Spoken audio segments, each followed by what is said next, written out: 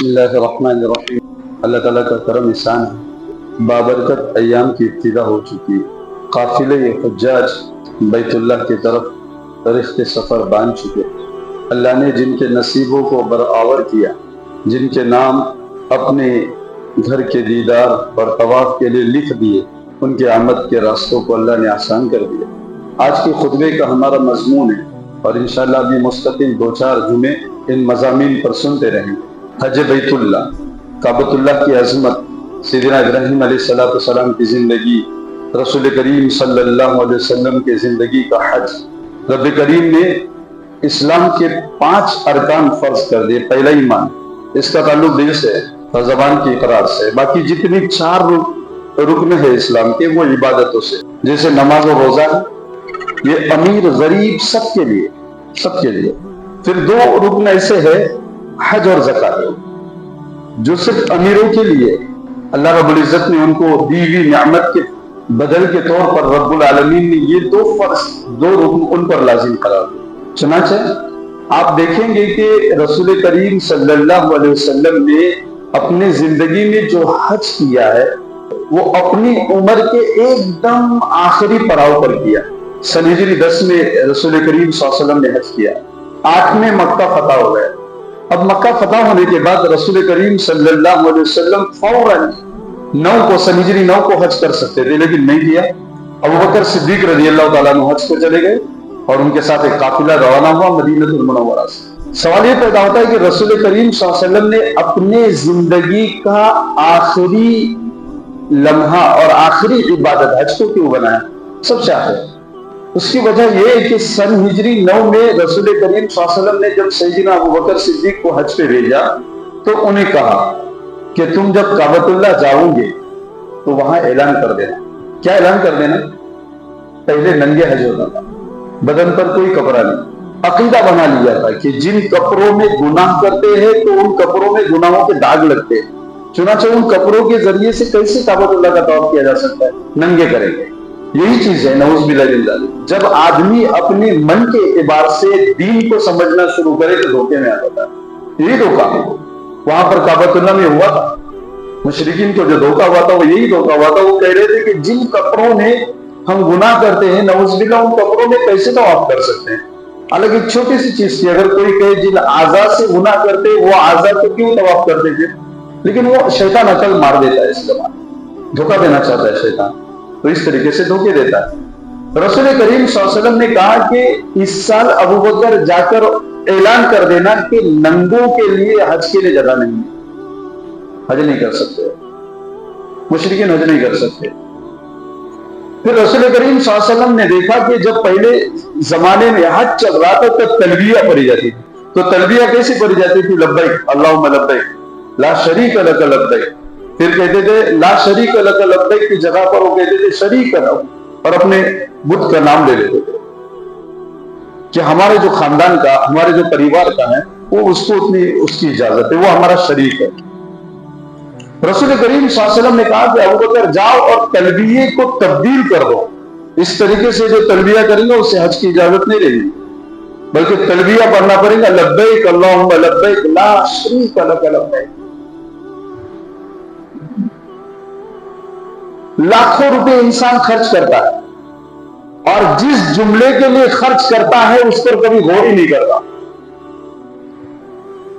دیکھیے کعبۃ اللہ جانے کے لیے ہم اسکول جاتے تو کہتے حاضر ہے، استاد حاضری لگا دیتا ہے، مدرسے میں حاضری لگا دیتا ہے۔ ہم کعبۃ اللہ میں جا رہے تو کہہ رہے لبیک اللہم لبیک، حاضری ہے ہماری۔ لیکن جس عبادت کا سب سے پہلے تذکرہ رب کریم نے کیا وہ لا شریک لک، اللہ کے ذات کے ساتھ ہم کسی کو شریک نہیں کرتے، اس کے سوا کوئی معبود نہیں، اس کے سوا کوئی الہ نہیں، تیرے دربار میں آئے۔ تو ایک عبادت کا اقرار کرنے کے لیے ایک ایمان والا لاکھوں روپے خرچ کر رہا ہے۔ اسی لیے بہت زبردست بات لکھی ہے، 4 کلمے اللہ کو بہت پسند ہے، بہت پسند۔ اللہ رب العزت ان 4 کلموں کی وجہ سے آنے والی بلاؤں کو بستی پر ہو یا شہر پر، ٹال دیتے.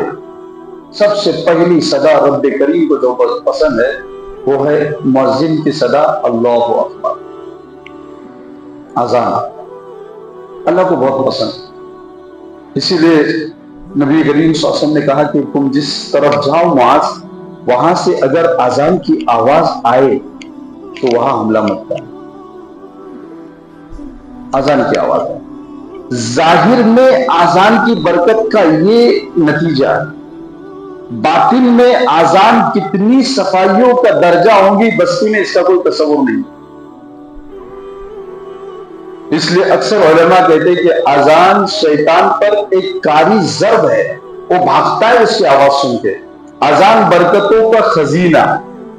اذان جتنی خوبصورت اور اچھی ہوں گی اعمال اور بستی کے حالات اتنے خوبصورت اور اچھے ہیں. سب سے پہلی چیز جو رب کریم کو بہت پسند ہے وہ اذان ہے، اللہ اکبر، مؤذن کی صدا. دوسرا کلمہ جو رب کریم کو بہت پسند آتا ہے وہ ایک چھوٹے بچے کا بسم اللہ بولنا ہے. بہت پسند رب کریم کو. جب بچہ ابتدا کرتا ہے بولنے کی تو اور بسم اللہ بولتا ہے تو اللہ رب العزت کو اس پر بہت پیار آتا ہے، اور اس بستی سے اس گھر سے اللہ آفتوں کو ختم کرتا ہے جس بستی اور گھر کا بچہ سب سے پہلے بسم اللہ بولے. اس سے ایک بات سمجھ میں آتی کہ مکاتب کا نظام بستی کے لیے کتنی بڑی نعمت ہے. اللہ بستی سے عذاب کو روک دیتے. جس بستیوں میں بچے سب سے پہلا بول بسم اللہ بولے، اللہ کو بہت پسند ہے یہ چیز. تیسری چیز یہ حاجی کا لبیک کہنا ہے، اللہ کو بہت پسند ہے. کہاں جب حاجی لبیک کہتا ہے اللہ رب العزت 70,000 فرشتوں کو اس کے ساتھ کہتے اور کہتے گواہ رہنا اس نے لبیک کہا. اور کہا کسی بستی کسی شہر سے جب حاجی لبیک کہتے ہوئے نکلتا ہے اللہ اس بستی میں برکتوں کے خزینے نازل کرتا ہے. صرف ایک لبیک کے نہیں، لبیک اللہم لبیک لا شریک لک لبیک. تو یہ لبیک جو صدا ہے حاجی کے زبان سے نکلنے والی رب العالمین کو بہت پسند، بہت پسند. اسی لیے اللہ کے رسول صلی اللہ علیہ وسلم فرماتے ہیں کہ اگر اللہ نے کسی کو حج کی طاقت دی ہے، نوازا ہے، اور پھر وہ حج نہیں کر رہا ہے تو رب کریم کے یہ ایسے نبی جو بہت زیادہ رحم دل کریم نبی کہتے کہ مجھے اس سے کوئی فرق نہیں پڑے گا، انشاء یہودیہ و انشاء نصرانیہ، وہ یہودی مرے نصرانی مرے کیسا بھی مرے میرے کو کوئی فرق نہیں پڑتا. اگر کسی پر حج فرض ہوا ہے پھر بھی وہ حج نہیں کرتا. ہمارے یہاں معیار نہیں ہے. ایک ملک ہے دنیا میں انڈونیشیا، وہاں بچی پر جب پیغام جاتا ہے نا تو بچے کے متعلق پوچھا جاتا ہے کہ حج عمرہ کیا ہے. اگر اس نے کیا ہے تو یہ بہترین پیغام شمار ہوتا ہے، بہترین پیغام شمار ہوتا ہے. کسی بچی نے حج اور عمرہ کیا ہے تو اس کی بہترین تربیت شمار ہوتی ہے اس ملک میں. اس لیے آپ کبھی بھی جائیے پورے دنیا میں امیر ترین ملکوں کے بھی لوگ اتنے حج پہ نہیں رہتے جتنے اس ملک کے رہتے. قافلے کے قافلے رہتے. آپ جاتے آزماؤ. وجہ یہ ہے کہ ان کے ایک معمول بنا ہے. ہمارے یہاں ایک بچہ جب سب سے زیادہ بہترین کمانے پر آتا ہے تو اس کا پہلا مقصد ہوتا ہے اچھا بڑا لمبا بنگلہ گھر. اور میں افسوس کے ساتھ آپ کو ایک بات کہتا ہوں، میری زندگی کا چھوٹا سا تجربہ آپ کے پاس بولتا ہوں. خاص کر کے ہماری قوم سب سے زیادہ کنجوسی خرچ کرنے میں تعلیم پر کرتی ہے، خرچ نہیں کرتی تعلیم پر. اس قوم کی غریبی تعلیمی میدان میں دیکھو کتنی غریب ہے، کتنا فری پڑھنے کا موقع ہوتا ہے حاصل کرنا چاہتے ہیں. اور اس قوم کی امیری آپ کو دیکھنا ہے ان کی شادیوں میں دیکھو، ان کے غریبوں کے گھر کی شادیاں دیکھو، وہ کریں گے جو کوئی امیر نہیں کرتا اور زیادہ کریں گے. اس قوم کی غریبی آپ کو دیکھنا ہے تعلیمی میدان میں دیکھو آپ کتنی غریب ہے وہ لگانے میں تعلیم پر، اور یہ امیر کتنی ان کی شادیوں میں دیکھو. ان کے دسترخوان پر اگر یہ کھانا ہے شادی میں، عیب شمار کریں گے. اور اکثر میں کہتا ہوں، ہم جس کے بارے میں سوچتے ہیں کہ رب کریم نے کسی کو نواز دیا، برے دنوں سے اچھے دنوں کی طرف وہ سفر شروع کیا، جو جس رب نے دیا ہے نا وہ شادی کرے گا تو سب سے پہلے اس رب کی نافرمانی کرے گا. یہ جو سسٹم ہے آپ دیکھیں گے، ڈی جے اور یہ وہ پتا نہیں کیا کیا، سب سے زیادہ ایسے لوگ کرتے ہوئے ملیں گے آپ کو. یہ حق ہے، یہ برا لگے لیکن حقیقت ہے. یہ خاندانی رئیس بہت ٹھیک ٹھاک انداز میں نکاح کرنا جانتا ہے، بہت ٹھیک ٹھاک انداز میں اکثر نکاح کرتا، اللہ ماشاء اللہ وہ بھی کرتے ہیں. لیکن آپ دیکھنا ایسے لوگ جو آپ کو غریبی کا رونا روتے ہوئے ملیں گے، ان کی شادیوں کی راتیں دیکھنا آپ کے ذہنوں میں آئیں گی. بات ہمیشہ میری یاد رکھنا اور دیکھتے رہنا معاشرے میں جو بات کر رہا ہوں. تو اللہ کے رسول صلی اللہ علیہ وسلم نے مال آنے کے بعد جن دو چیزوں کو فرض قرار دیا اس میں زکات ہے اور دوسرا حج ہے. حج بیت اللہ جو ہے نا، قسمت والوں کی بات ہے. عمرہ جانا، حج کرنا، کعبۃ اللہ کی زیارت کرنا، یہ مانگنا چاہیے، اس کو رونا چاہیے، اس کی تمنا کرنی چاہیے. جس کے پاس 1 دینار اور 1 درہم ہے وہ بھی حج کر کے واپس چلا ہے، اور جس کے پاس لاکھوں ہے اس کو حج کی توفیق نہیں ہوتی. دنیا سے ہزاروں مثال دیکھی. دونوں پیروں سے معذور شخص وقت کا غریب ترین کعبۃ اللہ کا دیدار کر رہا ہے اور حج کے ارکان ادا کر رہا ہے. اسی لیے ہم کہتے رہتے ہیں بڑی تاریخ پڑھی ہے اللہ کے فضل سے. اللہ نے موقع دیے تو تاریخ کی بے شمار کتابیں پڑھی. ہم نے مغل خاندان میں کسی حاجی کو نہیں پایا. ہمارے ملک پر حکومت کی ہے انہوں نے 250 سال.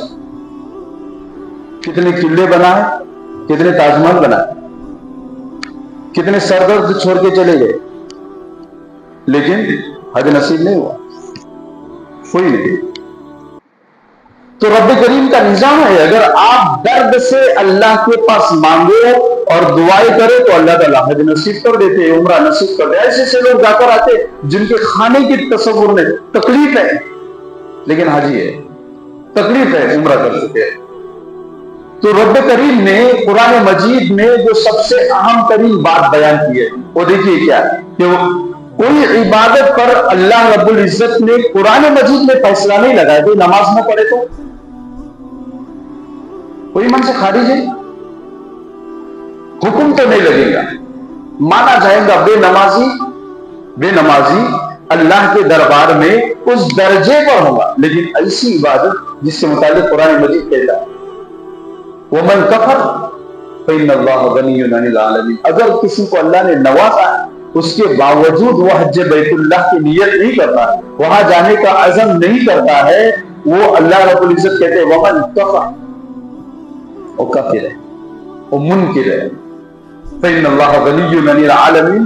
ایک بات دھیان میں رکھیے گا، کبھی بھی انسان کیسا بولتا ہے جب ایک دم اینڈ پہ جاتا ہے نا، آخری درجے پر تو کہتے اللہ بہت بڑا، دیکھ لیں گا، اللہ دیکھ لیں گا، اللہ دیکھ لیں گا. عاجز ہو جاتا ہے تو کہتے اللہ دیکھ لیں گا.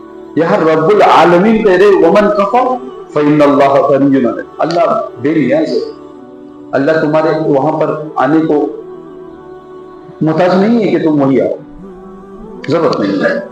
تو رب کریم نے قرآن مجید میں نبی اکرم صلی اللہ علیہ وسلم نے سن ہجری 10 میں حج ادا کیا. اور آپ پورا حج دیکھیے نبی کریم صلی اللہ علیہ وسلم کا. اچھا کون بتائیں گا حج نبی کریم صلی اللہ علیہ وسلم نے کیا؟ حج کرنے کے بعد رسول کریم صلی اللہ علیہ وسلم دنیا میں کتنے حیات رہے؟ کتنے حیات رہے؟ ذی الحجہ میں حج ہوا، سن ہجری 10 میں حج ہوا ذی الحجہ میں. رسول کریم صلی اللہ علیہ وسلم نے حج کا عمل مکمل کر دیا، مدینہ المنورہ کی طرف رخصت ہو گئے. محرم اور سفر صرف 2 مہینے. ربیع الاول میں اللہ کے نبی صلی اللہ علیہ وسلم اس دنیا سے تشریف لے گئے، صرف 2 مہینے. اللہ کے نبی صلی اللہ علیہ وسلم نے اپنے زندگی کا آخری عمل حج بنایا، آخری عمل حج بنایا. کیوں؟ پورا حج کا خطبہ पूरी हज में की गई इबादतें, पूरी हज में की गई बातें आप आजमाइए। सारी जिंदगी नबी करीम सल्लल्लाहु अलैहि वसल्लम ने खुतबा दिए वो देखिए, और हज के खुतबा देखिए, आपको एहसास होगा। आप जब हदीस पढ़ना शुरू करेंगे, समझना शुरू करेंगे, तो आपको एहसास हो जाएगा कि नबी करीम सल्लल्लाहु अलैहि वसल्लम खुतबा नहीं दे रहे, वसीयतें कर रहे। लन तरक्तु फीकुम अमरैन, मैं तुम्हारे दरमियान दो चीजें छोड़कर जा रहा हूं। क्या मतलब छोड़कर जा रहा हूं? कहां जा रहा हूं? कहां जा रहा हूं? साहबा समझ चुके थे। हजरत अबू बकर सिद्दीक रज़ी अल्लाह तआला अन्हु के आंखों के आंसू की इब्तिदा हज में हुई, और उनके आंसू रुके उस वक्त जब रसूल करीम सल्लल्लाहु अलैहि वसल्लम को उन्होंने बिस्तरे मर्द पर देखा और इत्तिला आ गई कि पर्दा कर चुके। तो अबू बकर सिद्दीक के आंखों के आंसू जो है पानी बनकर बहने लगे। उन्होंने कहा कि मैंने दो चीजों से पहचान लिया था हज्जतुल वदा के मैदान में, जब रसूल करीम सल्लल्लाहु अलैहि वसल्लम ने 1,24,000 सहाबा के सामने कहा तुम गवाह रहना, मैंने अल्लाह का दीन मुकम्मल आप तक पहुंचाया है या नहीं। सहाबा ने बैक ज़बान कहा नाम या रसूल अल्लाह, या रसूल अल्लाह, बिल्कुल पूरा पूरा आपने पहुंचा दिया। अल्लाह के नबी ने आंखें ऊपर की, उंगली से इशारा किया और कहा अल्लाहुम्मा शहद अल्लाहुम्मा शहद अल्लाहुम्मा शहद। अल्लाह गवाह है, अल्लाह गवाह है, अल्लाह गवाह है। 3 मरतबा हज़रत अबू बकर सिद्दीक कहते हैं कि नबी की दाढ़ी के बालों की तरफ मैं देखते जाता था, उसमें चंद सफेद बाल मुझे बता देते कि मेरा दोस्त मुझसे जुदा होने वाला है। समझ गए? आखिरी अमल रसूल करीम सल्लल्लाहु अलैहि वसल्लम ने सहाबा को जमा किया और कहने लगे सुनना, मैं तुम्हारे दरमियान दो चीजें छोड़कर जा रहा हूं, मजबूती से पकड़ना। एक कुरान, दूसरी मेरी सुन्नत है, हदीस है। तुम कभी गुमराह नहीं होगे, इन दो चीजों को पकड़े रहो, इसके अलावा किसी चीज की तरफ मत जाओ, कभी तुम गुमराह नहीं। रसूल करीम सल्लल्लाहु अलैहि वसल्लम ने खुतबा देते देते हज्जतुल वदा के मैदान में, सुनो मैं तुमको बताता, अपनी बीवियों के साथ, औरतों के साथ बेहतरीन सलूक करो, बेहतरीन सलूक करो। फिर रसूल करीम सल्लल्लाहु अलैहि वसल्लम ने रोते हुए कहा अपने गुलामों के साथ, मातहतों के साथ बेहतरीन सलूक करो। रसूल करीम सल्लल्लाहु अलैहि वसल्लम ने उसी खुतबे के अंदर कहा एक मुसलमान दूसरे मुसलमान की जान की, इज्जत की, आबरू की ऐसी हिफाजत करे जिसे काबतुल्लाह की हिफाजत। काबतुल्लाह की हिफाजत, काबतुल्लाह एक ऐसी चीज है जिसकी हर चीज की हिफाजत ईमान वाले पर फर्ज है। आपसे मैं एक सवाल कर रहा हूं, मुझे बताइएगा, काबतुल्लाह सबसे पहले अल्लाह की इबादत गाह बनी दुनिया में? अरे बनी कि नहीं बनी? कुरान मजीद कहता है। बाज़ लोग कहते हैं कि बैतुल मुक़द्दस सबसे पहले, नौज़ बिल्लाह, ऐसा नहीं बात है। काबतुल्लाह को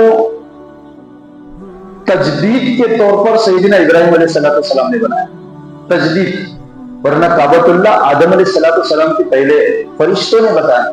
इसीलिए देखिए एक काबतुल्लाह जमीन पर है, बिल्कुल वैसे ही ऊपर उसी के सीधे बैतुल मामूर है, फरिश्तों का काबा हूबहू। इसलिए कुरान मजीद में अल्लाह ताला ने कहा इन्ना अव्वल बैत, पहला घर जो दुनिया में अल्लाह के लिए बनाया लल्लज़ी बिबक्का, मक्का में। आपको एक बात समझाते समझाते अजीब सी आपको लगेंगे, आपको नहीं ऐसा लगता? आप है ना हज को, उम्रह को तस्वुर करो ना, तो आप फिर दुआएं मांगना शुरू करेंगे, आप तड़पेंगे, और जब तड़पेंगे ना तो अल्लाह को रहम आएगा, और अल्लाह को रहम आएगा अल्लाह को लेकर चला। हम लोगों को इस इबादत से नऊज़ बिल्लाह मिन ज़ालिक उतनी मोहब्बत नहीं है जितनी होनी चाहिए। एक दर्द, एक कुरान। हम लोग कभी कभी सोचते रहते हैं कि या अल्लाह ये काबतुल्लाह में जब लोग जाते हैं, पूरी दुनिया की औरतें आती है, तो अल्लाह रब्बुल इज्जत का क्या निजाम है? एक ऐसा इज्तिमा रोज, जिस इज्तिमा का तस्वुर ही नहीं इंसान करता, रोज उतने ही लोग, उतनी इबादत। एक साहब ने नजर मानी थी कि अल्लाह मैं ऐसी इबादत करूं जिस इबादत को पूरी दुनिया में कोई और न कर रहा हो, मैं ऐसी इबादत करूंगा, मेरा अगर ये काम हो गया। इत्तेफाक से काम हो गया, मैं परेशान कैसे, कौन सी इबादत करूं? कुरान पढ़ रहा है तो कहीं ना कहीं कोई ना कोई कुरान पढ़ता हूं, नमाज कहीं ना कहीं होती है, ایسی ایک عبادت جو صرف ایک ہی جگہ پر ہوگی، کیا کعبۃ اللہ طواف، کسی اور جگہ نہیں ہوگا، اور وہ بھی ہر وقت ہوگا۔ اب اس شخص کو اگر اپنی نظر پوری کرنی ہے تو تمام کو طواف سے بند کرنا، رکا نہ ہوگا، اور وہ اکیلا طواف کرے تو اس کی نظر مکمل ہو جائے، اللہ یہ کہ نماز کے وقت وہ طواف کرے، جب نماز چلی طواف بھی بند تو اس وقت کرے۔ تو اس کو پتا چلا مقام کے اعتبار سے عبادت اتنی مخصوص ہے کہ اس جگہ کے علاوہ کسی اور جگہ کوئی نہیں کر سکتا عبادت، کہیں نہیں کر سکتا کوئی عبادت۔ میں تو آپ کو ایک بات بتاتا ہوں، اس سال کی بات بتاتا ہوں، 10,000 کے قریب حاجی اس وقت حج کو نہیں جا رہے، 10,000 سے زیادہ۔ جتنے پرائیویٹ میں تھے اکثریت ختم ہو گئے، نہیں جا رہے۔ جو گورنمنٹ کوٹے سے جا رہے اس سے کم از کم آدھا درجہ زیادہ پیسہ دیا، بہت پہلے پیسہ دیا، ساری تیاریاں مکمل کری، سب کچھ طے تھا اللہ کے گھر میں جانا، لیکن کچھ مجبوری آ گئی۔ زادن اور راحلتن، اللہ کے نبی وہی کہتے ہیں کہ تم کیا سمجھتے ہو کہ تم حج بیت اللہ کو جاتے ہو، رب تعالیٰ کا کرم ہے وہ تمہیں لے کر جاتا ہے، ورنہ ایسی مجبوریاں تمہارے راستے میں لا کر کھڑا کر دے تم چاہ کر بھی وہاں نہ پہنچ سکو۔ کیا رب تعالیٰ کا وعدہ ہے؟ دیکھیے لاکھوں روپئے لوگوں نے دیے، لاکھوں روپئے، 5 اسٹار ایک دم۔ میرے ایک دوست ہے، میں جانتا ہوں کلب ٹاور میں، انہوں نے اس وقت 13 لاکھ کی حج بک کی، 13 لاکھ، حالانکہ انہوں نے ٹاپ پہ لیا، نیچے لیں گے تو اور مہنگا ہو گیا، 13 لاکھ روپے بھرے حج کے۔